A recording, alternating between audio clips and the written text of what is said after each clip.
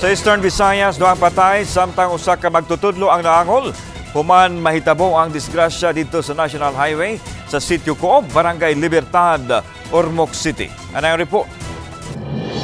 Nakala sila Jume Ian Paculba, 24 anyos, kolektor og mulupyo sa Barangay Haykalaw, Ormoc City nga nagmaneho sa usa ka motorsiklo ug si Felipe Tanio Sr., 55 anyos, minyo og mulupyo sa Barangay Santo Niño, Ormoc City nga nagmaneho usab sa laing motorsiklo.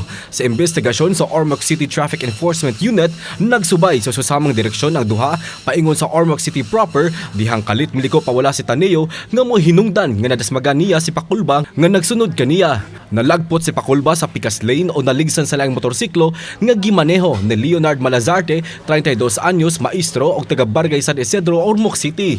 Gideklarar sila Paculba og Tanio nga dead on arrival sa ospital, samtang si Malazarte giatiman human makaangkon og pangos-pangos og bunog sa iyang kalawasan.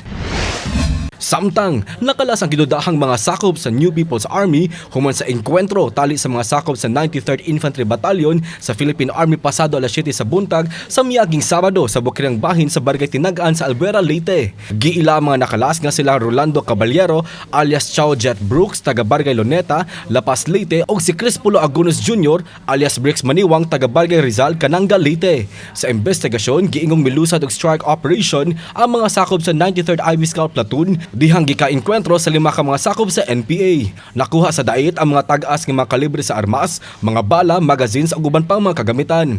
Walay nasamdan sa habig sa kasundaluhan, samtang ubang sakop sa NPA giingong nakaikyas.